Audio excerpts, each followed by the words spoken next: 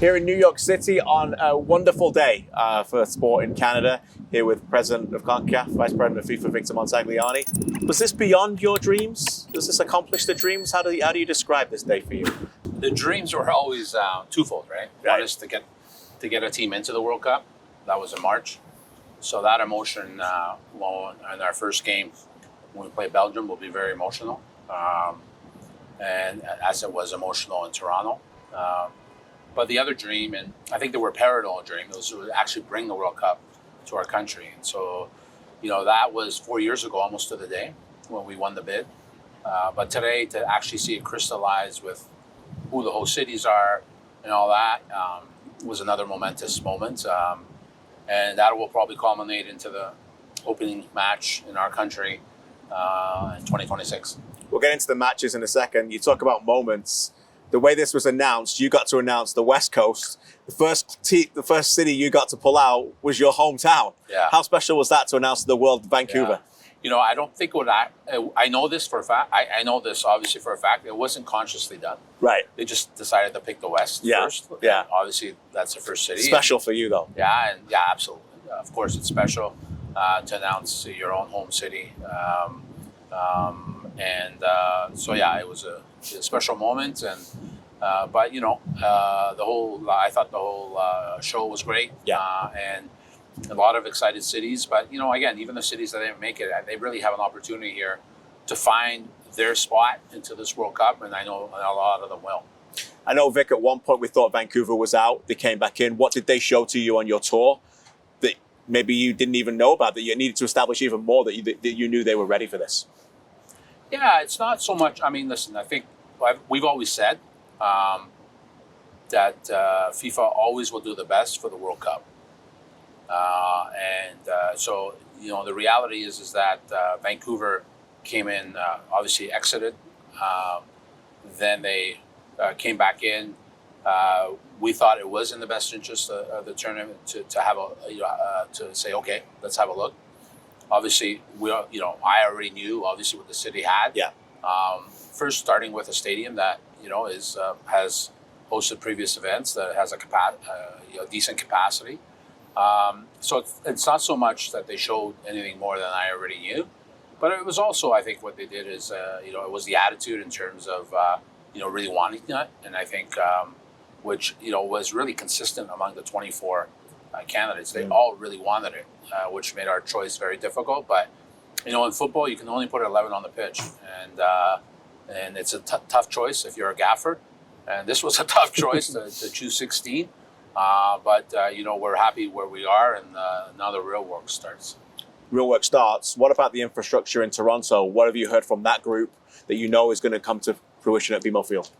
Yeah. So first, they would not be a candidate host city if they didn't commit to many things, one of them being the infrastructure. And they wouldn't have been announced today if they didn't sign the addendum committing to that. So we're comfortable that it will be met. And so, I'm sure there's a timing of that. I don't have all the details on my fingertips in terms of when that would happen, but it will happen. One thing that was really noticeable today to me, Vic, was a lot of pairings of cities. Yeah. Vancouver with Seattle. You can go through. There's so many different areas. Atlanta. And there's lots of areas in there.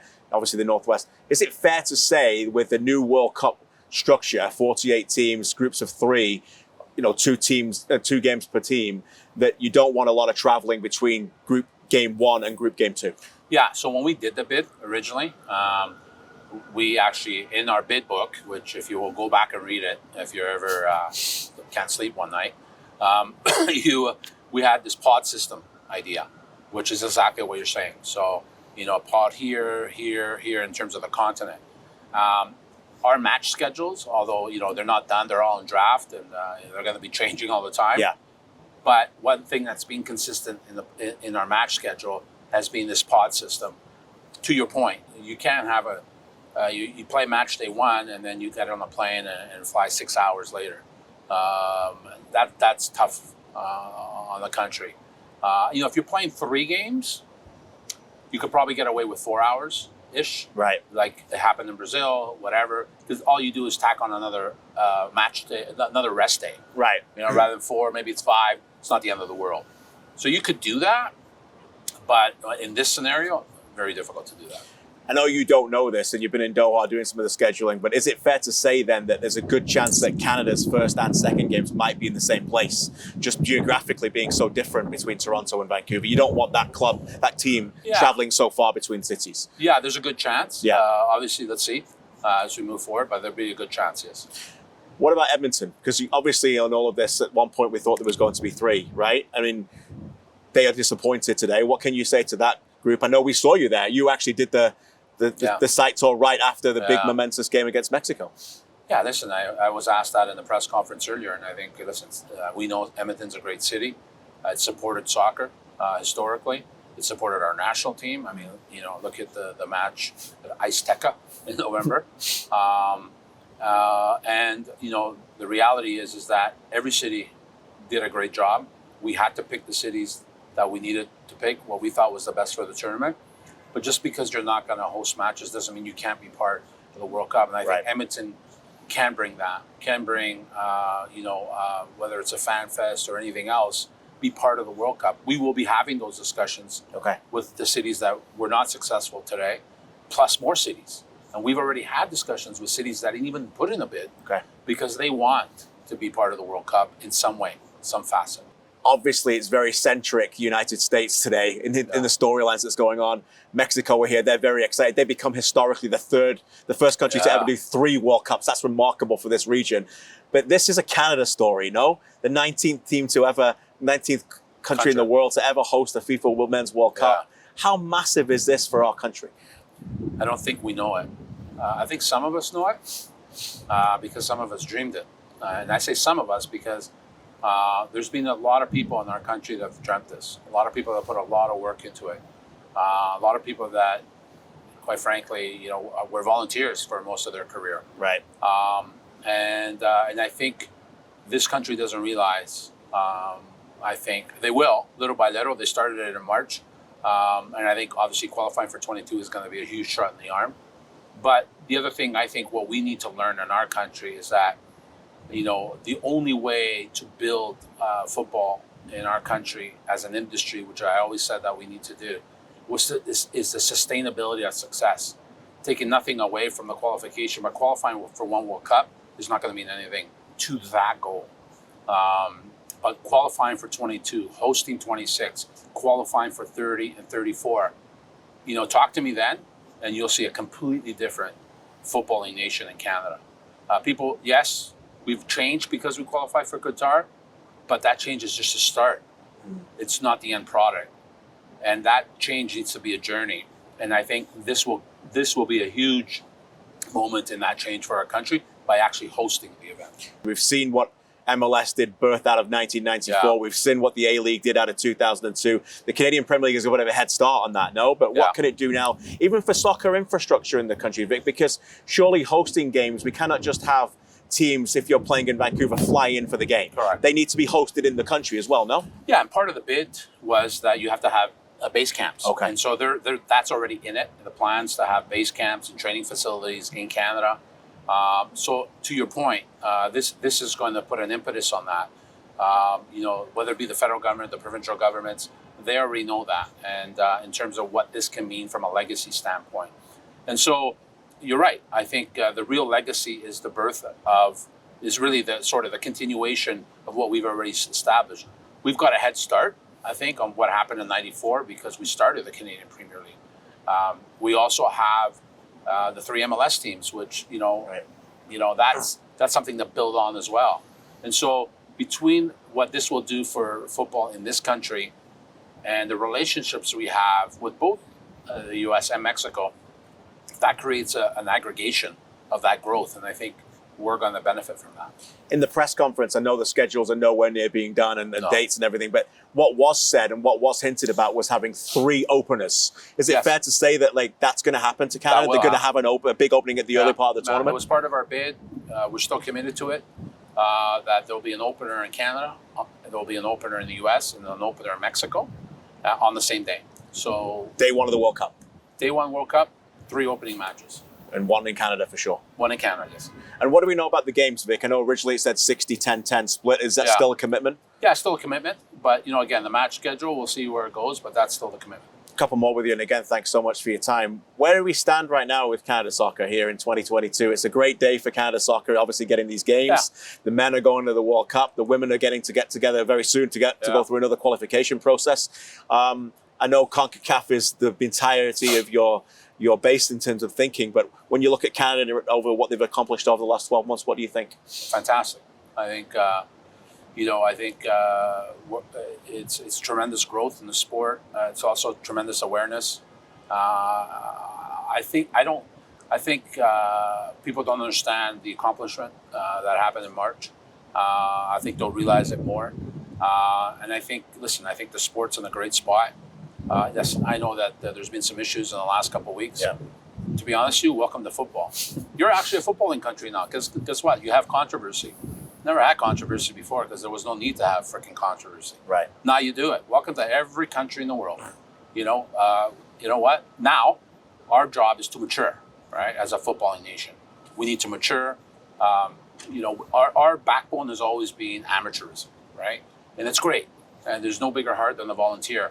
But now with the CPL, both our national teams being successful, the proliferation of the sport at the professional level, people having jobs in the sport, Canadian administrators, Canadian coaches, media.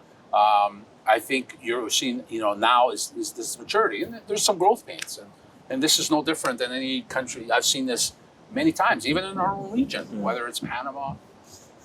You see these growth pains, and so for me, I'm not flustered by it. I'm not upset about it. I just look at it that we'll get there.